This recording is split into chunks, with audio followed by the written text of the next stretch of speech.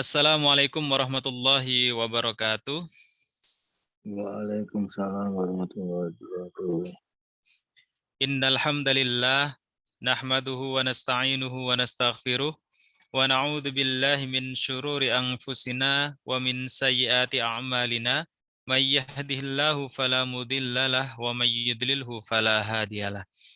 Asyhadu an la ilaha illallah wahdahu la syarikalah wa asyhadu anna Muhammadan abduhu wa rasuluhu la nabiyya ba'dah.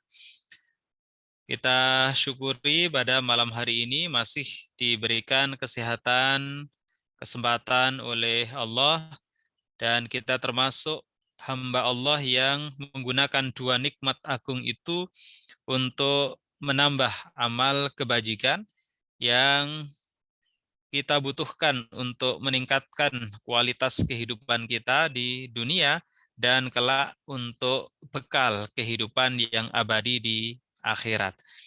Karena thalabul ilmi, menuntut ilmu itu merupakan perintah Allah Subhanahu wa taala. Sehingga dengan kita menuntut ilmu itu merupakan bagian dari ketaatan kita atau ketakwaan kita kepada Allah Subhanahu wa taala. Meskipun terkadang kita anggap hal kecil, akan tetapi terkadang hal kecil itulah yang justru menjadi amalan yang diterima oleh Allah dan menjadi wasilah kita masuk ke dalam surganya. Maka Nabi Muhammad SAW bersabda, La tahkiranna minal ma'rufi syai'an. Janganlah menghina dari kebaikan meskipun itu hanya sedikit. Dicontohkan, walau antal ko akhaka biwajhin tolkin. Meskipun kebaikan itu hanya berupa ketika kita berhadapan dengan saudara kita memasang muka yang membahagiakan. Itu merupakan hadis Nabi yang mengingatkan kita bahwa kebaikan sekecil apapun itu akan dinilai oleh Allah Subhanahu wa taala, bahkan bisa menjadi wasilah bagi kita untuk masuk ke dalam kebahagiaan hakiki, yaitu di surga Allah Subhanahu wa taala. Maka dengan amalan menuntut ilmu yang merupakan bagian dari kebajikan karena merupakan perintah Allah Subhanahu wa taala, maka insya Allah kebaikan itu nanti akan kita tuai baik di dunia maupun di akhirat. Karena memang kebahagiaan dunia akhirat itu salah satu syarat utamanya adalah dengan ilmu. Man arada dunya fa'alaihi bil ilmi. Siapa yang menginginkan dunia maka dengan ilmu. Wa man aradal akhirah fa'alaihi bil ilmi. Demikian juga dengan yang menginginkan akhirat maka juga dengan ilmu. Wa man aradahuma, siapa yang menginginkan dunia akhirat fa'alaihi bil ilmi, maka juga dengan ilmu. Jadi ilmu itu merupakan salah satu prasyarat untuk menggapai kehidupan yang bahagia, sejahtera baik di dunia maupun di akhirat. Dan kita syukuri malam hari ini kita termasuk hambanya yang insya Allah dengan ringan untuk bersama-sama menuntut ilmu, bersama-sama mengkaji nas, yaitu Al-Quran dan Sunnah Rasul. Kemudian tidak lupa sholawat dan salam semoga senantiasa tercurahkan keharibaan Nabi besar Muhammad Sallallahu Alaihi Wasallam. Semoga kita termasuk umatnya yang istiqomah untuk menjalankan sunnah-sunnahnya hingga akhir hayat kelak. Bapak Ibu jamaah sekalian yang berbahagia, kita sudah sampai kepada hadis Arba'in yang ke-14. Masih mengkaji mengenai syarah yang ditulis oleh Ibnu Daqiq Al-Aid untuk topik yang ada di dalam hadis ke-14 itu terkait dengan perzinahan, pembunuhan, dan riddah atau keluar dari Islam. Saya akan bacakan hadis yang cukup pendek dan syarahnya juga tidak terlalu panjang. Sehingga nanti barangkali kita bisa perbanyak berdiskusi terkait dengan hal itu. Al-hadithur rabi'a asyar. Hadis yang ke-14. Ani bin Mas'ud radhiyallahu taala anhu, dari Ibnu Mas'ud radhiyallahu taala anhu, qala, ia berkata, qala Rasulullah sallallahu alaihi wasallam, Rasulullah sallallahu alaihi wasallam bersabda. Kalau ada qala Rasulullah, ini berarti hadisnya merupakan hadis qauliyah atau sunnah qauliyah, yaitu hadis Nabi yang berupa perkataan Nabi. Karena al-hadis atau as-sunnah itu bisa 3 bentuknya. Yang pertama adalah sunnah qauliyah, hadis Nabi yang berupa perkataan, cirinya adalah ada kata qala Rasulullah, Rasulullah bersabda. Kemudian yang kedua adalah sunnah fi'liyah, hadis atau sunnah Nabi dalam bentuk perbuatan. Ketika sahabat melihat Rasulullah melakukan perbuatan tertentu, jadi Rasulullah tidak bersabda, itu disebut sebagai sunnah fi'liyah atau hadis yang berupa perbuatan Nabi. Dan yang ketiga ada sunnah takririyah, yaitu hadis atau sunnah Nabi yang bentuknya itu adalah persetujuan. Ketika Nabi menyaksikan sesuatu yang dilakukan oleh sahabatnya, kok Nabi mendiamkan, maka itu menunjukkan persetujuan Nabi. Jadi diamnya Nabi ketika menyaksikan apa yang terjadi pada sahabatnya, maka itu berarti merupakan sunnah takririyah atau merupakan hadis atau sunnah Nabi dalam bentuk persetujuan. Nah, untuk hadis yang ke-14, ini kan ada qala Rasulullah. Rasulullah Shallallahu alaihi wasallam bersabda. Berarti ini adalah hadis Nabi dalam bentuk perkataan. Apa isinya? Isi hadis itu namanya matan. La yahillu damu mri'in muslimin illa bi ihda thalathin.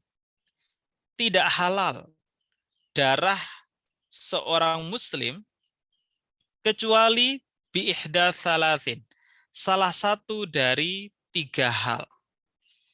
Jadi pada dasarnya membunuh orang muslim itu haram. Kecuali atas dasar salah satu dari 3 hal. Yang pertama, ats-tsayyibuz zani. Orang yang sudah menikah, dia melakukan perzinahan. Artinya dia berhubungan badan dengan selain suami atau istrinya. Yang kedua, wan nafsi bin nafsi. Nyawa atau jiwa dibalas dengan nyawa atau jiwa. Artinya apa? Pembunuhan. Dan yang ketiga, wattariku lidinihi al-mufariqu lil jama'ati. Orang yang meninggalkan agamanya, dia memisahkan diri dari jamaah. Jadi sekali lagi, hadis ini secara sepintas kita bisa pahami bahwa tidak halal membunuh seorang muslim kecuali atas alasan salah satu dari 3 hal. Yang pertama, orang yang sudah menikah, dia berzina dengan orang lain. Yang kedua, dia melakukan pembunuhan terhadap orang lain. Dan yang ketiga, dia keluar dari agama, memisahkan diri dari jamaah. Atau dia murtad. Rawahul Bukhari wa Muslim, hadis ini diriwayatkan oleh Imam Bukhari dan Imam Muslim. Nah, coba kita lihat penjelasan dari Ibnu Daqiq dalam syarahnya. Wa fi ba'dir riwayat al-muttafaq 'alaiha, di dalam sebagian riwayat muttafaqun alaih atau riwayat Bukhari Muslim disebutkan la yahillu damu mri'im muslimin yashhadu alla ilaha illallah wa anni rasulullahi illa bi ihda thalathin. Jadi di dalam sebagian riwayat yang lain disebutkan tidak halal. Kalau tadi kan hanya la yahillu damu mri'im muslimin. Hanya itu. Nah, dalam riwayat yang lain ada penjelasannya. La yahillu damu mri'in muslimin, tidak halal darah seorang muslim, ya yashhadu alla ilaha illallah, yang dia telah bersyahadat tiada Tuhan selain Allah, wa anni rasulullah, dan aku, kata Rasul, adalah Rasul Allah. Illa bi ihda thalathin, kecuali salah satu dari 3 alasan. Faqauluhu yashhadu an la ilaha illallah wa anni rasulullah. Jadi perkataan bersyahadat tiada Tuhan selain Allah dan Muhammad anni tadi ya, sesungguhnya aku kata Muhammad Rasulullah, ini sesungguhnya merupakan katafsir liqauli Muslim, sebagai tafsir atau penjelasan dari Muslim itu sendiri. Jadi la yahillu damimri'in muslimin, tidak halal darah seorang muslim. Nah, pertanyaannya adalah Muslim itu siapa? Maka penjelasannya, Muslim itu yashhadu alla ilaha illallah, dia bersyahadat, bersaksi tiada Tuhan selain Allah, wa anni, dan sungguhnya aku kata Muhammad Rasulullah, utusan Allah. Jadi sebenarnya tidak kontradiktif antara satu riwayat dengan riwayat yang lain. Yang tadi hanya sampai Muslim, kemudian yang barusan itu menjelaskan yashhadu alla dan seterusnya. Wa kadzalika qauluhu, dan juga perkataan al-mufariq lil jamaah, memisahkan diri dari jamaah. Ini merupakan katafsiril qauli at-tariq lidinihi. Ini merupakan penjelasan dari kata orang yang meninggalkan agamanya. Siapa sih orang yang meninggalkan agamanya? Orang yang meninggalkan agamanya itu adalah al-mufariq lil jamaah, dia yang memisahkan diri dari jamaah. Wa haula'is salasatu mubahud dami bin nas. Dan inilah 3 hal mubahud dam yang menghalalkan adam, darah, bin nasi, sesuai dengan teks hadis tadi. Artinya apa? Ya 3 tadi itu. Yang menjadikan seorang muslim itu halal darahnya. Tadi yang pertama adalah dia sudah menikah tapi dia berzina. Yang kedua, membunuh dengan sengaja. Dan yang ketiga, dia keluar dari agamanya atau memisahkan diri dari jamaah atau dia murtad. Nah, pertanyaan berikutnya adalah wal muradu bil jamaah. Yang dimaksud dengan jamaah itu siapa? Ibnu Daqiq menjelaskan yang dimaksud dengan al-jamaah itu adalah al-muslimun. Artinya apa? Berarti memisahkan diri dari jamaah itu adalah memisahkan diri dari orang-orang Islam. Wa innama firaquhum birriddati aniddin. Cara dia memisahkan diri dari orang-orang Islam itu adalah dengan keluar dari agama Islam. Wahiyya sababun liibahati dammihi, dan inilah yang menjadi sebab kenapa darahnya itu halal atau dia bisa dibunuh. Nah, penjelasannya nanti. Jadi tidak semua orang yang keluar dari agama itu boleh dibunuh. Jadi ada kriteria tertentu orang yang keluar dari agama atau orang murtad yang dia halal darahnya. Sehingga tidak semua orang yang keluar dari agama atau murtad itu darahnya halal. Ya, kita lihat penjelasan berikutnya. Wa qauluhu, dan perkataan dalam hadis tadi, salah satu alasan untuk bisa atau halal membunuh seorang muslim adalah at-tariku lidinihi al-mufariqu lil jamaah. Dia meninggalkan agamanya dan memisahkan diri dari jamaah. Amun fi kulli murtadin anil, ya, jadi amun fi kulli murtadin ini adalah sifatnya umum bagi setiap orang yang murtad anil Islam. Artinya semua yang keluar dari Islam, ya ini yang dimaksud. Bi ayyi riddatin kanat, dengan cara keluar bagaimanapun. Fayajibu qatluhu illam yarji ilal Islam, dan wajib baginya untuk dibunuh apabila dia belum kembali kepada Islam. Qala ulama, para ulama berkata, wa yatanawalu aidon kullu kharijin 'anil jama'ati bi bid'atin aw baghyin aw ghairihima wallahu a'lam. Para ulama berkata mencakup juga setiap orang yang keluar dari jamaah, artinya dia keluar dari orang-orang muslim, bi bid'atin, dengan melakukan bid'ah atau hal-hal yang baru, au baghyin, atau dia dengan melakukan pemberontakan, au ghairihima, atau selain keduanya. Wallahu a'lam. Jadi di sini makna keluar dari Islam itu adalah umum. Dengan cara apapun dia keluar dari Islam itu termasuk bagian dari alasan yang bisa menjadikan halalnya darah seorang muslim. Sampai dia kembali lagi kepada agama Islam. Ya, jamaah sekalian yang berbahagia. Di sini bukan hanya at-tarik lidinihi. Jadi di sini bukan hanya disebutkan dia keluar dari agama. Tapi ada al-kulil jamaati. Dia memisahkan diri dari orang-orang Islam. Dengan demikian, orang yang keluar dari agama Islam dan darahnya halal, itu kalau dia memisahkan diri dari orang-orang Islam, bergabung dengan musuh Islam, kemudian memerangi orang Islam. Itulah orang yang murtad dan halal darahnya. Kalau dalam dunia militer, ini sama dengan desersi. Dia keluar dari barisan kelompoknya, bergabung dengan barisan musuh. Nah, inilah sebabnya kenapa dia menjadi halal darahnya. Karena perbuatannya itu sangat membahayakan bagi Islam dan umat Islam.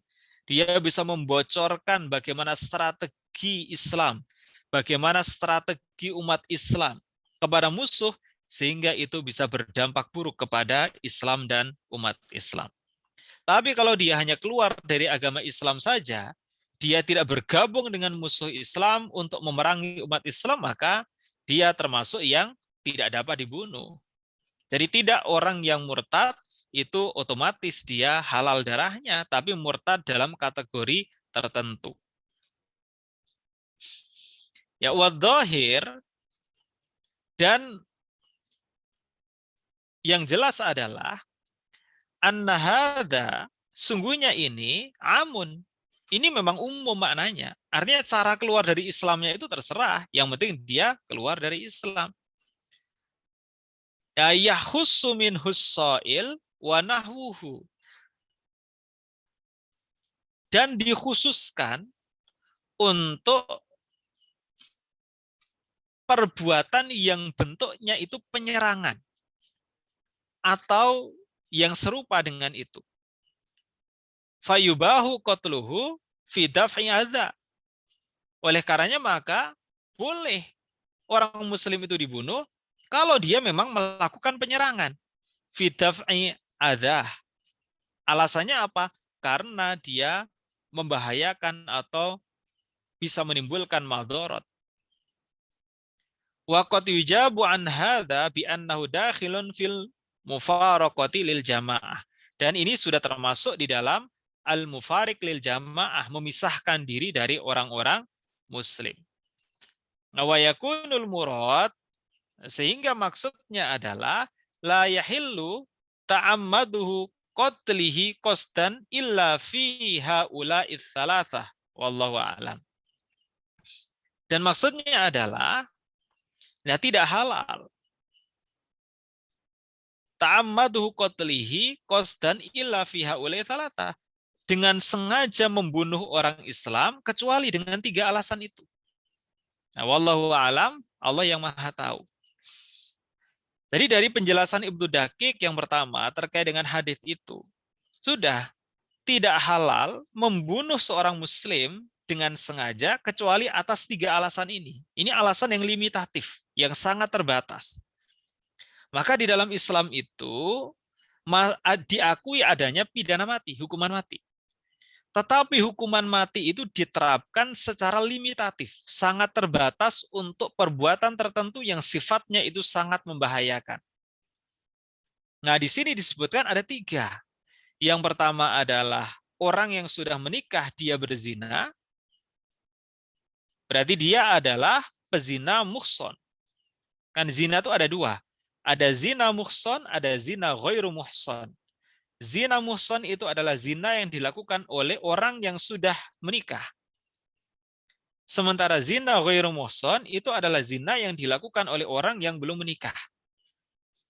Nah, kalau orang yang sudah menikah dia berzina, maka itu termasuk zina muhson yang ancaman hukumannya itu adalah rajam. Ya, hukuman rajam itu apa? Badannya ditanam, nongol kepalanya, dilempari batu sampai dia mati. Sementara kalau yang zina ghairu muhson, zina yang dilakukan oleh orang yang belum menikah, maka hukumannya adalah cambuk 100 kali. Sebagaimana dijelaskan dalam Al-Quran, Az-zaniyatu waz-zani fajlidu kulla wahidim minhuma mi'ata jaldah. Pezina perempuan, pezina laki-laki, kalau mereka berzina, maka fajliduhum thamanina jaldah. Fajlidu az-zaniyatu waz-zani fajlidu kulla wahidim minhuma mi'ata jaldah. Jadi pezina perempuan, pezina laki-laki, kalau mereka berzina, maka cambuk 100 kali masing-masing. Itu adalah hukuman bagi pelaku zina ghairu muhsan, atau zina yang dilakukan oleh orang yang belum menikah. Nah, itu yang pertama. Alasan seorang muslim itu bisa dibunuh, dihukum mati, itu kalau dia sudah menikah tapi dia berzina. Ya, alasannya banyak. Kenapa kok hukumannya itu sangat berat? Nah, banyak. Di antaranya adalah orang yang sudah menikah kemudian dia berzina, itu dia berarti melanggar syariat mengenai lembaga perkawinan yang menghalalkan hubungan persetubuhan antara laki-laki dan perempuan.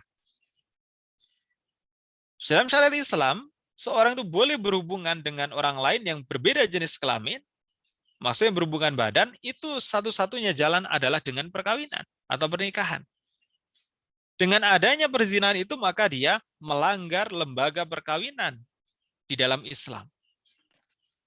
Yang kedua, kenapa kok ancaman hukumannya lebih berat dibanding dengan zina ghairu muhsan? Zina yang dilakukan oleh orang yang belum menikah. Karena ada unsur pengkhianatan terhadap ikatan perkawinan yang suci. Di dalam Islam, yang namanya perkawinan itu adalah mitsaqun ghalidh, perjanjian yang agung. Ketika dia berselingkuh, maka dia berarti melanggar perjanjian agung di dalam Islam. Maka baginya adalah hukuman yang sangat berat. Yang ketiga, di antaranya ya alasannya, dengan perzinahan itu maka merusak keharmonisan sebuah keluarga. Padahal ketika sudah terjadi perkawinan, kewajiban bagi kedua belah pihak, laki-laki maupun perempuan, untuk menjaga keutuhan dalam rumah tangga. Kalau dia berselingkuh, berarti dia merusak keharmonisan hubungan di dalam keluarga. Itu beberapa alasan kenapa hukuman berat bagi orang yang melakukan perzinahan sementara dia sudah terikat hubungan perkawinan dengan orang lain. Kemudian alasan yang kedua, untuk dijatuhkan hukuman mati adalah orang itu melakukan pembunuhan dengan sengaja. Al-qatlu amdan. Pembunuhan dalam Islam itu ada 3 jenis. Yang pertama adalah qatlul amdi, pembunuhan sengaja, artinya pembunuhan yang dikehendaki untuk menghilangkan nyawa orang lain, itu hukumannya adalah qisas. Beberapa TKI kita di Arab Saudi, pernah juga di Mesir, itu dihukum qisas karena mereka melakukan pembunuhan sengaja terhadap majikannya. Yang kedua adalah qatlu syibhil amdi, pembunuhan serupa sengaja. Maunya itu hanya menganiaya, tidak membunuh, tapi ternyata orangnya mati. Itu namanya pembunuhan serupa sengaja. Dan yang ketiga adalah qatlul khata', pembunuhan karena kesalahan atau kealpaan. Tidak ada niatan melakukan kejahatan apapun, tapi perbuatannya mengakibatkan matinya orang lain. Naik motor, tiba-tiba ada orang lewat, nabrak, mati. Itu namanya qatlul khata', pembunuhan karena kesalahan. Nah, yang diancam dengan hukuman qisas atau hukuman mati itu hanyalah pembunuhan sengaja. Yang serupa sengaja dan yang karena kesalahan itu hukuman pokoknya adalah diat, membayar ganti kerugian. Ya, ada diat mughaladah, ada diat mukhafafah. Ya, berapa? Ya, 100 ekor unta, tapi dengan komposisi yang berbeda. Kalau mughaladah diat berat, itu komposisinya ini, kalau diat mukhafafah itu komposisinya ini, tapi sama-sama jumlahnya itu 100 ekor unta. Ya, untuk yang pembunuhan sengaja itu bisa berubah hukumannya kalau dimaafkan oleh keluarga korban. Makanya pemerintah Arab Saudi nggak ikut campur terkait dengan kasus pembunuhan. Kenapa? Karena yang bisa dinego itu adalah keluarga korban. Kalau keluarga korban mau memaafkan pelaku, maka hukuman qisas itu akan berubah menjadi menjadi diat atau ganti kerugian. Nah, jadi sekali lagi tidak semua pembunuhan itu diancam dengan hukuman qisas. Yang diancam dengan hukuman qisas itu hanyalah pembunuhan yang dikehendaki atau disengaja, dan kalau dimaafkan oleh keluarga korban, qisas itu berubah menjadi diat atau ganti kerugian. Itu alasan yang kedua, yaitu orang melakukan pembunuhan sengaja maka halal darahnya, dia dihukum mati. Dan yang ketiga, tadi adalah orang yang murtad, memisahkan diri dari orang Islam yang dia bergabung dengan musuh Islam untuk memerangi umat Islam. Itu yang diancam dengan hukuman mati. Tidak semua orang yang murtad itu diancam dengan hukuman mati. Itu ringkasan dari tadi penjelasan awal Ibnu Dakik terkait dengan makna hadis tadi yang ke-14. Nah, sekarang ada persoalan. Bagaimana dengan orang yang meninggalkan sholat? Halal nggak darahnya? Nah, di sini dijelaskan oleh Ibnu Dakik. Wa qad istadalla ba'duhum ala antarokas sholata yuqtalu litarkiha lianna tarkaha yusamma min hadhihi tsalatsa. Jadi sebagian ulama berpandangan bahwa meninggalkan sholat itu bisa berakibat pada halalnya darah seorang muslim. Kenapa? Li'anna tarkaha, karena meninggalkan sholat itu termasuk dari 3 alasan. Kenapa orang itu bisa dibunuh atau halal darahnya. Loh kok bisa begitu? Yang mana? Nah, ini terkait dengan yang ketiga, yang murtad tadi. Ya, kenapa demikian? Wa fi hadhil mas'alah, di dalam masalah ini memang khilafun bainal ulama, ada perbedaan pendapat di antara para ulama. Minhum man yukaffiru tarikas sholah, sebagian itu menganggap kafir orang yang meninggalkan sholat. Wa minhum man la yukaffiruhu, dan sebagian mereka itu tidak mengkafirkannya. Ya, konsekuensinya apa? Kalau yang mengkafirkan orang yang meninggalkan sholat, itu berarti dianggap dia telah murtad dari agama Islam. Maka menurut sebagian ulama, berarti orang itu halal untuk dibunuh. Wastadalla ba'du man yukaffiruhu bil haditsil akhir. Wa huwa qauluhu sallallahu alaihi wasallam, bagi yang menganggap orang yang keluar, orang yang meninggalkan sholat itu adalah kafir, berpedoman kepada hadis Nabi yang dulu pernah kita bahas.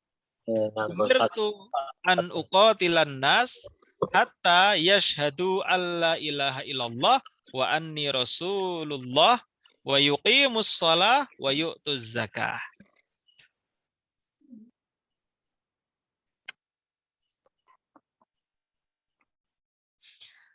Jadi bagi ulama yang menganggap orang yang meninggalkan sholat itu kafir mendasarkan pada hadis ini. Umirtu an uqatilan nas, aku diperintahkan, kata Nabi ya, untuk memerangi manusia. An uqatilan nas. Hatta yashhadu alla ilaha illallah, sampai manusia itu bersaksi tiada Tuhan selain Allah, wa anni Rasulullah, dan sungguhnya aku adalah utusan Allah. Wa yuqimus shalah, dan orang itu sudah mendirikan salat, wa yu'tuz zakah, dan orang itu telah membayar zakat. Ya, qala, ulama itu berkata, fawajhud dalil annahu waqafal ismatu ala majmu'is syahadataini wa iqamis shalah wa ita'uz zakah wal murattabu ala asya'in la yahsulu illa bimajmu'iha wa yuntafa bintifaiha. Jadi maksudnya adalah bahwa bentuk dalil ini adalah kumulatif. Artinya apa? Artinya ya orang itu harus bersyahadat, kemudian mendirikan sholat, membayar zakat. Kalau salah satunya itu tidak dijalankan, termasuk meninggalkan sholat, maka berarti termasuk yang diperintahkan oleh Allah untuk memerangi mereka.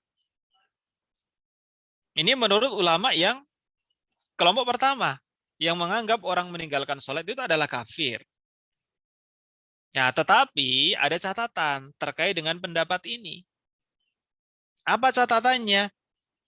Wahada in kusida bihi al-istidlalu bil mantuqi wa huwa qauluhu umirtu an uqatilan nas ilal akhir fa innahu yaqtadil amra bil qitali ila hadhil ghayah faqad dahala wasaha li'annahu farraqa bainal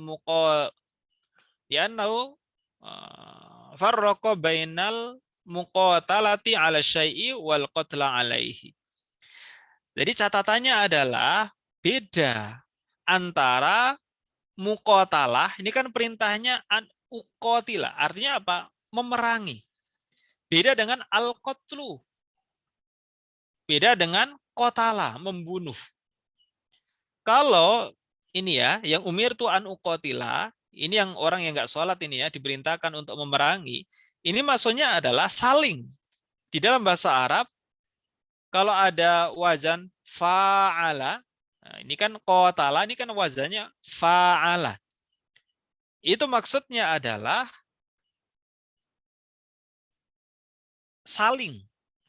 Kalau saling itu berarti kan, kalau berperang itu kan saling. Memerangi itu kan berarti ada peperangan. Peperangan itu saling. Dia ada lawannya.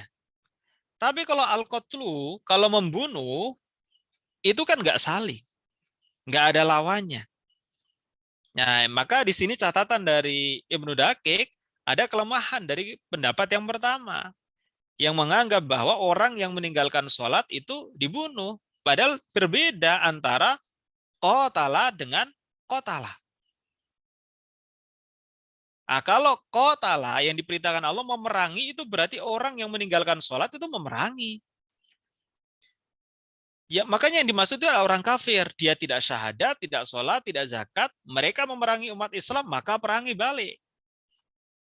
Nah, jadi bukan halal darahnya untuk dibunuh. Maka pendapat yang kuat, bagi orang yang meninggalkan sholat, bukan karena mengingkari kewajiban sholat, itu berarti fasik. Dia berbuat maksiat. Nah, tidak sampai kepada dia harus dibunuh. Tetapi kalau orang itu mengingkari kewajiban sholat, jadi dia bukan hanya malas sholatnya, bukan karena alasan-alasan teknis, tetapi karena memang dia mengingkari kewajiban sholat, maka dia dihukumi kafir. Ya karena apa? Karena sholat itu adalah ajaran fundamental di dalam Islam. Maka kalau mengingkari sholat, maka dia telah kafir. Tapi kalau tidak mengingkari sholat, dia hanya nggak sholat saja karena ada hal-hal tertentu, maka dia dihukumi fasik. Maka kesimpulannya adalah untuk orang yang meninggalkan sholat, maka bukan termasuk yang halal darahnya. Karena konteks hadis umirtu an uqatilan nas dan seterusnya itu berbeda dengan kehalalan darah seorang muslim untuk dibunuh. Ya wallahu alam. Kata Ibnu Dakik, ya Allah lebih tahu.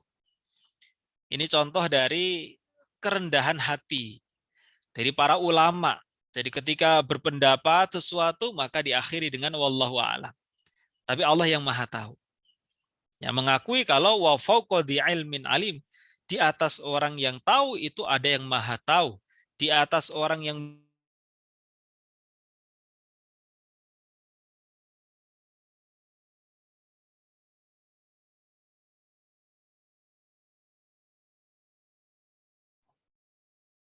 berilmu yaitu Allah wa ta'ala. Penjelasan terkait dengan orang yang berzina dan orang yang membunuh. Wa qauluhu as-sayyibu az-zani. Ini penjelasan terkait dengan orang yang berzina. As-sayyib, sayyib itu adalah huwal muhson. Apa itu muhson? Muhson itu adalah orang yang sudah menikah. Jadi yang dimaksud di sini adalah orang yang sudah menikah kemudian dia berzina. Makanya tadi kan disebut zina muhson. Tapi kalau perjaka dengan perawan itu namanya zina ghairu muhson. Nah, yang dihukum mati itu adalah zina muhson. Pezina yang dia sudah menikah dengan orang lain. Nah, wa yadkhulu fihi adz-dzakar wal untsa, baik laki-laki maupun perempuan. Wa huwa hujjatun ala ma. Nah, ittafaqu alaihil muslimun min anna hukmaz zani ar-rajam bi syurutihil madhkurah fi abwabil fiqhi. Jadi sebagaimana yang telah disepakati oleh orang-orang muslim bahwa hukuman bagi orang yang berzina, yang zina muhsan itu adalah ar-rajam. Ar-rajam itu tadi ya, yang saya sampaikan, badannya ditanam dalam tanah, kepalanya nongol, lempari batu sampai meninggal dunia. Syarat-syaratnya ada di mana? Fi abwabil fiqhi, di dalam kitab-kitab fikih. Ya memang di dalam Al-Quran tidak ada penjelasan mengenai hukuman rajam bagi pezina. Adanya itu di dalam hadis. Asy-syaikhu wasyaikhatu idza zanaya. Orang yang sudah menikah ya, laki-laki maupun perempuan, apabila mereka berzina, farjumuhuma, maka rajamlah mereka. Juga ada hadis lain dari Abu Hurairah, ada seorang sahabat yang mengaku dia telah berzina. Kemudian Nabi mengabaikan dia karena dia mengaku kan, ini sinting atau waras ini. Maka Nabi mengabaikan. Mengulang lagi dia, Nabi aku tuh telah berzina. Diabaikan lagi oleh Nabi. Kemudian yang ketiga kalinya dia ngaku lagi, aku berzina Nabi. Diabaikan oleh Nabi. Yang keempat kalinya dia ngaku lagi, aku tuh berzina Nabi. Maka kemudian Nabi bertanya, kamu gila? Kan heran loh, ada orang zina kok ngaku. Kamu gila? Enggak. Apakah kamu sudah menikah? Sudah. Maka Nabi memerintahkan kepada sahabatnya untuk merajam dia.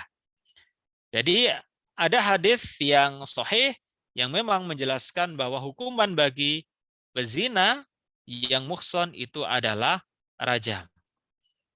Nah, ini adalah penjelasan mengenai berzinahan yang menjadikan seseorang itu diancam dengan hukuman mati. Ya, yang berikutnya yang terakhir adalah pembunuhan. Wa qauluhu an-nafsu bin nafsi atau an-nafsi bin nafsi. Ya, muwafaqu liqaulihi ta'ala, sesuai dengan firman Allah Subhanahu wa taala, wa katabna alaihim fiha anna nafsa bin nafsi. Dan kami wajibkan atau tetapkan atas mereka nyawa itu dengan nyawa. Artinya apa?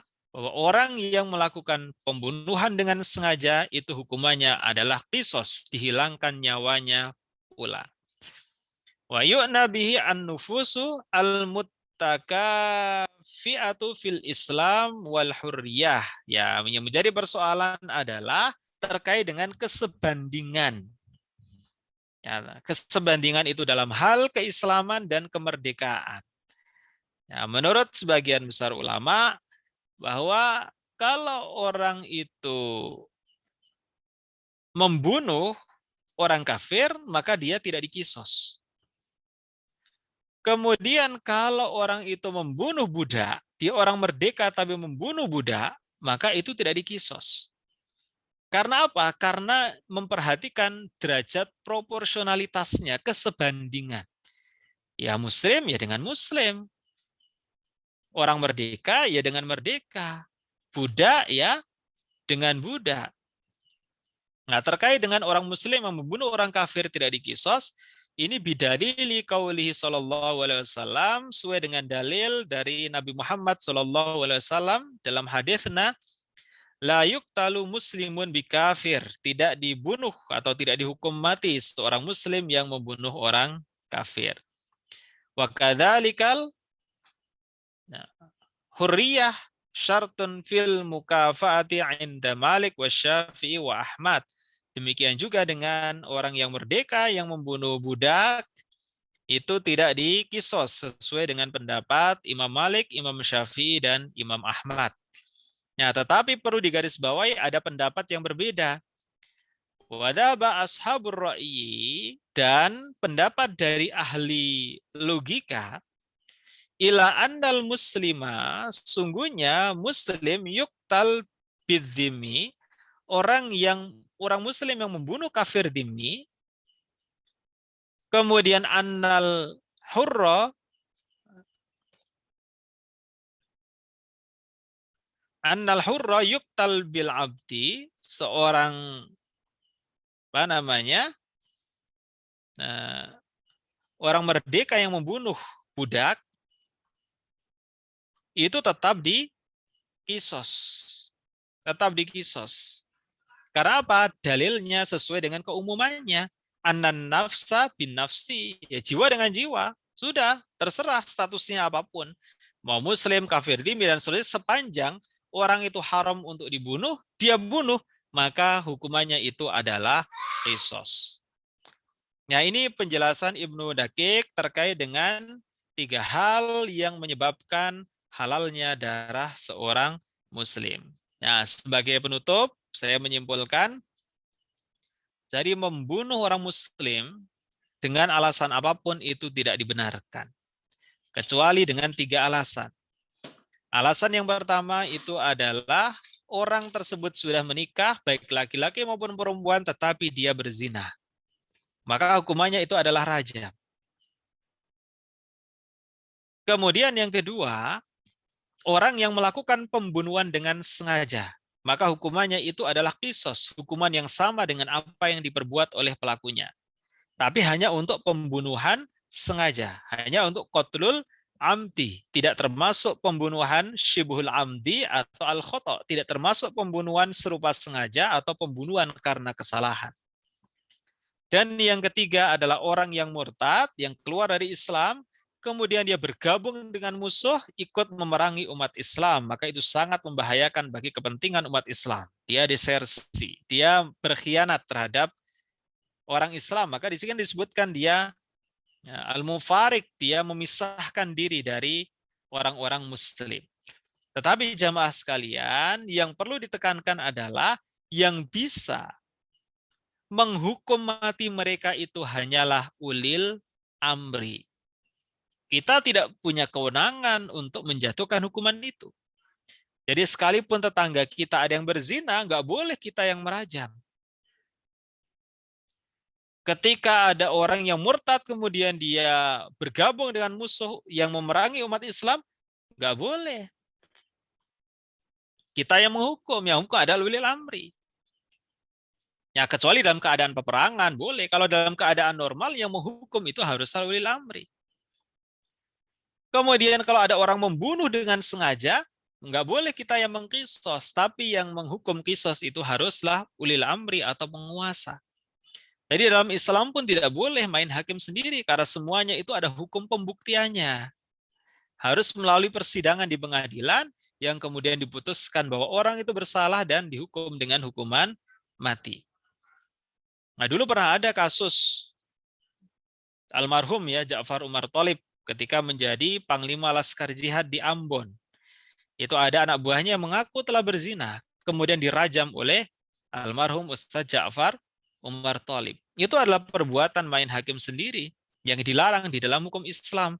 Sehingga justru Ja'far Umar Thalib yang disalahkan dan dia dihukum karena melakukan penganiayaan terhadap jamaahnya yang mengaku telah melakukan perzinahan.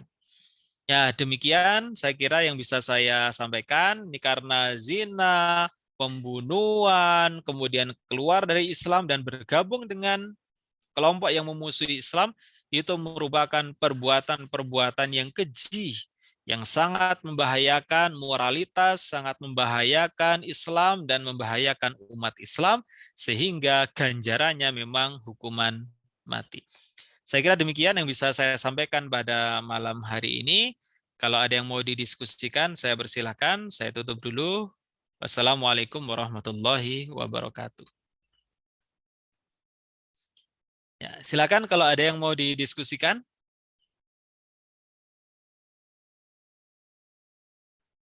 Ada Bapak Ibu?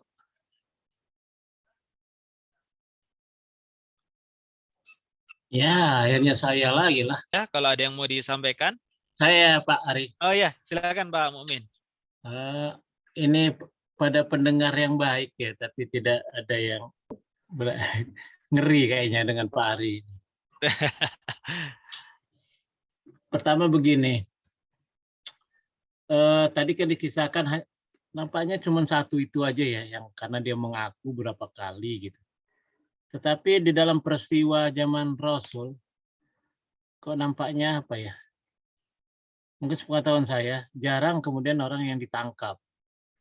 Karena kalau menurut Pak Ajhar Basir dalam bukunya itu, orang yang akan menuduh zina itu, dia harus melihat bagaikan timba masuk sumur. Dan harus 4 orang lelaki. Ya. Nah kalau saya kan bilang, yang dirajam duluan itu yang ngintip itu. Dia tahu kenapa nggak mencegah. Gitu toh. Ya. Bareng-bareng. Iya logikanya kan gitu. Nggak akan bakalan jadi kalau mereka itu terus geruduk-geruduk. Nah lepas dari itu kemudian apakah misalnya sekarang kan kita tidak menggunakan hukum itu ya. Tidak menggunakan hukum Islam di Indonesia. Dan itu kan delik aduan. Nah, ketika misalnya dihukum, sudah dihukum di penjara gitu. Apakah kemudian hukuman rajamnya itu sudah dianggap hilang? Atau malah double? Ya. Akhiratnya tetap akan kena, dunianya dia sudah kena kan gitu. Ya. Yang kedua, tadi kan zina yang sudah itu ya, yang sudah salah satunya sudah beristri, terikat perkawinan. Kalau yang belum, kemudian mereka nikah, gitu.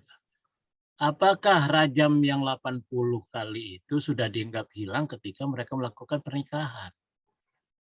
Gitu. Karena selama ini jarang kemudian lelakinya yang dipenjara kan gitu. Karena ini aib kan, sehingga akhirnya ya sudahlah dinikahkan, kecuali kalau yang lelakinya kabur seperti itu. Ya. Itu yang apa banyak fenomena terjadi seperti ini. Kemudian yang kedua tadi apa yang bisa darahnya di ini kan orang yang berkhianat. Bunuh. Oh, yang terakhir. Yang terakhir dia keluar dari Islam, berkhianat, kemudian bergabung dengan kelompok yang memusuhi Islam. Yang kedua, membunuh, pembunuhan sengaja. Nah, pembunuhan sengaja. Nah, seperti tadi kan, kalau pembunuhan itu kan ada diatnya gitu ya. Ya. Zina ini ada diatnya enggak? Ya. Misalnya seperti itu. Karena artinya gini, kalau ngelihat dari akibatnya, yang satu kan mati nih, ya. Tidak bisa diperbaiki lagi. Itu pun boleh dimaafkan.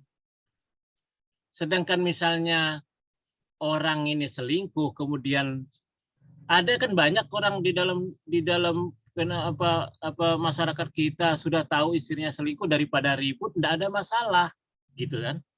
Banyak itu yang di sekitar saya juga banyak yang itu. Wis embangannya rame. Nah itu kan apakah kemudian masalahnya itu lebih penting ditimbang dari Ya. itu. Gitu Mas Ari. Makasih. Ya, masih Pak Momen. Terkait dengan pembuktian, memang ada beberapa pembuktian dalam kasus perzinahan. Yang pertama adalah pembuktian dengan saksi. Memang khusus untuk perzinahan itu saksi minimal 4 orang dengan syarat yang sangat ketat. Yang namanya perzinahan itu definisinya adalah masuknya sebagian atau seluruh kemaluan laki-laki ke dalam kemaluan perempuan dan tidak mensyaratkan harus mengeluarkan sperma. Dan itu dilakukan oleh orang yang tidak ada hubungan perkawinan. Itu ada definisi perzinahan. Maka deliknya, jarimahnya itu adalah terjadinya suatu peristiwa yang itu masuk sebagian atau seluruh kemaluan laki-laki ke dalam kemaluan perempuan. Jadi kalau hanya orang melihat bercumbu saja, itu belum melihat adanya perzinahan. Tetapi memang benar-benar orang itu harus menyaksikan bahwa terjadi masuknya kelamin laki-laki ke dalam kelamin perempuan. Dan itu jumlahnya ada 4.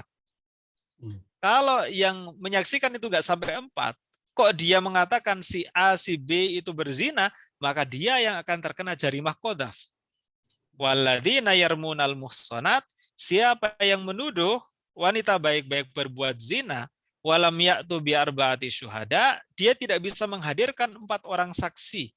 Fajliduhum tsamanina jaldah, maka cambuklah 80 kali cambukan. Itu namanya jarimatul qadzaf. Maka benar sangat sulit sekali memproses kasus perzinahan hingga sampai menghukum pelakunya kalau dasarnya itu adalah saksi. Ya karena hukumannya sangat berat sehingga memang sangat ketat. Maka dalam sejarah Islam itu hukuman bagi pezina dilaksanakan karena ada pengakuan dari pelakunya. Seperti yang tadi saya contohkan. Itu saja dia mengaku 4 kali. Baru Nabi menggubris dia. Dan Nabi nanya, kamu tuh gila atau enggak? Orang zina kok pakai ngaku? Kan sudah tahu hukumannya berat. Ngapain pakai ngaku segala? Ya, yang nanti akan saya jelaskan berikutnya. Karena apa? Karena sesungguhnya orang yang telah berbuat zina atau melakukan kejahatan lain, dia itu nggak perlu mengaku. Nggak perlu mengaku. Kenapa demikian? Karena kalau tidak ada hubungan dengan hak adami, pertaubatan dia kepada Allah itu sudah menghapuskan dosa dia.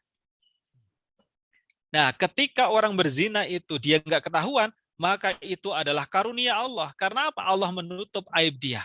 Maka nggak usah mengaku. Itu karunia Allah. Allah kasih rahmat untukmu karena aibnya tidak sampai terbongkar. Nah, di dalam Quran surat An-Nisa misalnya ayat 16 ini juga terkait dengan perzinahan. Walladzani ya'tiyaniha fa'adhuhuma. Jadi ketika menjumpai ada orang berbuat zina, maka celalah mereka. Fa'in taba, ini dalilnya, apabila mereka itu bertaubat, wa aslaha, dan dia sudah memperbaiki diri, fa'ridu anhuma, maka sudah, biarkan saja dia. Ini ayat Al-Quran. Makanya orang yang berbuat kejahatan, kalau tidak ada hubungan dengan hak adami, cukup bertobat, sudah selesai. Makanya Nabi bertanya tadi, ada sahabat kok ngaku dia berzina. Ya sudah, karena dia ngaku berzina, ini sebagai pembuktian yang sempurna. Akhirnya dia dihukum rajam. Andai saja dia tidak mengaku, dia bertobat, itu sudah cukup. Itu sekaligus menjawab yang berikutnya. Nah, kemudian Indonesia ini kan negara yang tidak menerapkan hukuman sesuai dengan syariat Islam. Di Indonesia kan hukum Eropa. Karena KUHP kita itu warisan kolonial Belanda. Dan sampai sekarang KUHP kita itu masih berbahasa Belanda. WVSNI, Wetboek van Strafrecht voor Nederlands India, yang itu diperkenalkan oleh Belanda di Indonesia tahun 1918. Sampai sekarang belum ada terjemah resminya. Karena hukum Eropa, maka individualistik. Perbuatan yang tidak merugikan orang lain nggak boleh negara ikut campur. Dalam kasus perzinahan, kalau perjaka dengan perawan, tidak ada orang dirugikan. Negara nggak boleh ikut campur. Maka di Eropa, para pemain bola itu kan banyak itu punya anak dulu, baru dia menikah. Nah, kenapa kok yang sudah punya istri kemudian dijadikan sebagai tindak pidana, sebagai delik aduan? Ya karena bisa jadi pasangannya dirugikan. Kalau dia rugikan, dia akan mengadukan. Kalau merasa nggak dirugikan, dia tidak akan mengadukan. Maka kalau tidak diadukan, nggak boleh diproses karena asumsinya tidak ada orang yang dirugikan. Itu hukum Eropa. Nah, kalau hukum Islam itu tidak. Tidak semata-mata karena merugikan orang lain. Ada tujuan-tujuan syariat tertentu yang itu dipertahankan dengan syariat Islam. Nah, termasuk tadi terkait dengan perzinahan. Ini terkait dengan moralitas, terkait dengan ikatan perkawinan, dan seterusnya. Nah, kalau ada orang zina hanya dipenjara di Indonesia, apakah sudah menghapuskan dosa dia? Karena menurut Islam harusnya dia itu dirajam. Ya, seperti yang tadi saya sampaikan. Untuk jinayat, hukum pidana Islam itu kan hukum publik. Hukum publik itu yang harus menerapkan adalah penguasa, ulil amri. Beda halnya seperti ibadah-ibadah privat ya, sholat, zakat, dan seterusnya bisa dilakukan secara individual.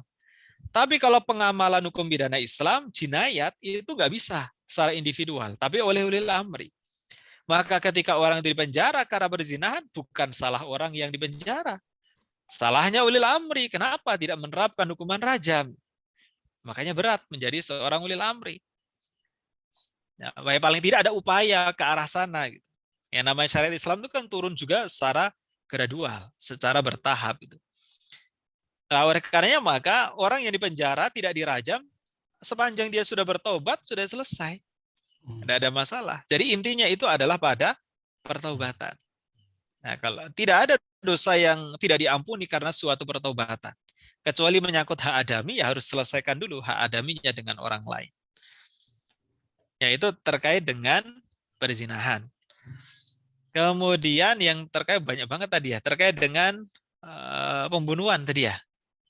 Ada pembunuhan, oh iya ya, kenapa dalam pembunuhan ada diat, kemudian zina itu kok nggak ada diat? Ya jawabannya nggak ada tadi ya, diat itu nggak ada. Jadi diat itu adalah hukuman pengganti atau al-uqubah al-badaliyah untuk pembunuhan sengaja yang dimaafkan oleh keluarga korban. Kenapa? Karena kisos itu lebih besar hak adaminya dibanding dengan hak Allah. Ya karena apa? Karena itu victim yang diutamakan. Kalau keluarga korban memaafkan, dia akan mendapatkan ganti kerugian. Bahkan keluarga korban bisa memberikan maaf secara mutlak. Udahlah, nggak usah dikisos, nggak usah bayar diat. Tapi bukan berarti pembunuhnya bebas. Dia akan tetap dihukum, tapi dengan hukuman takzir yang ditentukan oleh ulil amri. Karena bagaimanapun namanya pembunuhan itu jahat.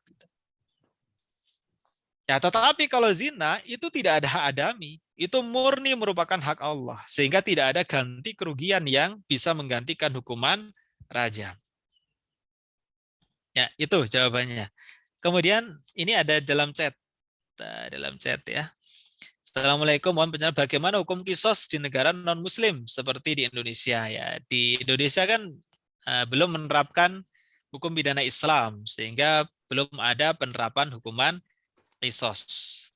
Ya, jadi kalau suatu saat diterapkan hukuman kisos ya sesuai dengan norma-norma syariat. Tadi hanya untuk pembunuhan sengaja, kalau dimaafkan keluarga korban maka nanti akan diganti dengan hukuman diat atau ganti kerugian. Tetapi kan bukan kita yang bisa menerapkan karena yang bisa menerapkan itu adalah ulil amri. Oh ya, sebelum nanti ke Pak Imam Suharmanto ya. Satu yang perlu saya ingatkan terkait dengan perzinahan. Ketika seorang anak lahir dari perzinahan dan anak itu adalah perempuan, maka anak perempuan itu tidak punya hubungan keperdataan dengan ayahnya. Maka ketika si perempuan itu menikah, ayahnya itu tidak sah menjadi wali nikah. Maka anak perempuan itu harus dinikahkan oleh wali hakim. Kalau ayahnya itu memaksakan diri untuk menikahkan anaknya, maka dia berdosa karena itu pernikahannya tidak sah. Ya, itu hukuman bagi ya orang yang berzina, maka harus dengan gentleman mengakui bahwa dulu pernah terjadi kecelakaan sehingga lahirlah seorang anak perempuan sehingga ayahnya itu tidak sah menjadi wali di dalam perkawinan anaknya. Nggak sah, kalau nggak sah proses perkawinannya kan berarti nggak sah perkawinannya. Kalau nggak sah perkawinannya berarti hubungan badan suami istrinya itu adalah perzinahan. Oke, Pak Imam. Pak Imam Suharmanto. Silakan Pak Imam. Oke, makasih. Assalamualaikum warahmatullahi wabarakatuh. Waalaikumsalam warahmatullahi wabarakatuh. Maaf, jadi fokus pada tentang perzinahannya tadi. Itu Ya. latar belakang hadisnya keluar hukum kisos bagi mukson atau ghairu mukson jilid itu asal usulnya gimana, Pak Ari? Kok kayaknya ruwet gitu loh. Harus ada 4 saksi, kayaknya untuk membuktikan 4 saksi dengan betul-betul melihat meskipun separuh atau seluruhnya masuk begitu alat kelamin itu Ya. kayaknya awal mulanya gimana itu hadis itu turun, kenapa turun hadis itu? Terima kasih. Assalamualaikum. Ya, Waalaikumsalam warahmatullahi wabarakatuh. Terima kasih Pak Imam Suharmanto. Kalau asbabul wurud dari hadis, jadi kalau Al-Quran itu asbabun nuzul, sebab turunnya. Kalau hadis itu biasa disebut dengan asbabul wurud. Nah, asbabul wurud dari hadis dengan rajam itu saya belum pernah mendapatkan referensinya. Ya mungkin karena keterbatasan saya. Tetapi yang sudah saya dapat dari berbagai literatur, kenapa kok saksinya itu 4? Kalau untuk kejahatan yang lain, jarimah yang lain itu cukup 2. Tapi khusus untuk perzinahan itu minimal 4. 4 orang saksi. Kenapa? Karena hukuman bagi zina muhsan itu paling berat. Maka penerapannya itu harus sangat hati-hati. Harus super hati-hati.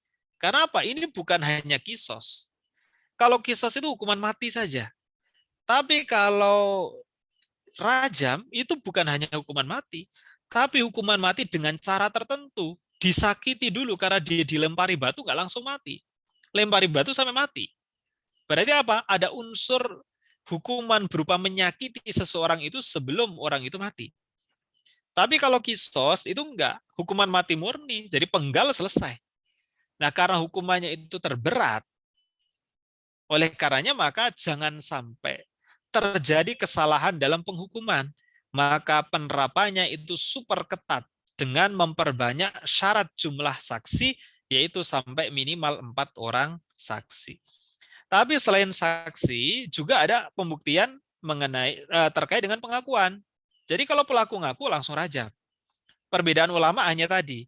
Ada yang mensyaratkan 4 kali. Karena tadi dalam hadis, Nabi mengabaikan selama 4 kali. Kalau orang mengaku 4 kali, baru dia akan dirajam. Jadi kalau baru sekali belum, 2 belum, 3 belum, yang keempat dia masih ngaku juga rajam. Berarti benar dia itu. Tapi ada juga yang berpandangan sekali dia mengaku rajam, kecuali sebelum rajam dia mencabut pengakuannya, maka nggak jadi dia dirajam. Kemudian yang ketiga, ada pembuktian khusus dalam rumah tangga, yaitu namanya sumpah li'an. Nah, ini kalau soal jinayat saya agak tahu karena memang mengajar mata kuliah ini. Ada sumpah li'an, itu dalam Quran Surat An-Nur ayat 6 sampai 9. Ketika ada seorang suami menuduh istrinya, atau sebaliknya istrinya menuduh suaminya itu berbuat zina, padahal mereka nggak punya saksi, nggak ada saksi sama sekali. Nah, maka penyelesaiannya adalah melalui sumpah li'an. Bagaimana sumpah li'an itu? Sumpah li'an itu adalah orang yang menuduh, dia harus bersumpah menyebut nama Allah bahwa sesungguhnya istri atau suaminya itu memang benar-benar berzina. Sumpah itu dilakukan sebanyak 4 kali. Dan sumpah yang kelima, yang menuduh zina itu dia harus menyatakan bahwa kalau persaksiannya itu dusta, maka laknat Allah atasnya. Itu sumpah li'an. Lah, kalau yang dituduh itu tidak bersumpah balik dengan sumpah yang sama, dengan menolak sumpah li'an tadi, maka orang yang dituduh ini akan dirajam. Tapi kalau bersumpah balik, maka dia akan terbebas dari rajam. Karena ada sumpah li'an balik, yang 4 kali menyebut nama Allah bahwa yang menuduh itu dusta, dan sumpah yang kelima laknat Allah kalau memang yang menuduh itu memang benar. Yaitu terkait dengan pembuktian. Jadi ada pengakuan, ada persaksian, dan ada sumpah li'an. Satu lagi sebenarnya korinah atau bukti petunjuk yang sekarang mungkin bisa melalui tes DNA atau yang lainnya. Itu juga bisa dijadikan sebagai pembuktian dalam kasus perzinahan. Jadi untuk jawaban Pak Imam, untuk asbabul wurudnya saya belum mendapatkan referensinya, tetapi tadi kenapa 4 orang saksi? Karena memang hukumannya itu paling berat sehingga memang super ketat dalam penjatuhannya. Ya, ada lagi Bapak Ibu? Mungkin cukup ya karena sudah pukul 9, nanti mengurangi hak Bapak Ibu untuk beristirahat. Saya kira demikian untuk pengajian pada malam hari ini. Mudah-mudahan kita masih dipertemukan lagi nanti di minggu depan untuk membahas hadis yang ke-15. Kita akhiri dengan doa kafaratul majlis. Subhanakallahumma wa bihamdika asyhadu an la ilaha illa anta astaghfiruka wa atubu ilaik. Wassalamualaikum warahmatullahi wabarakatuh. Waalaikumsalam.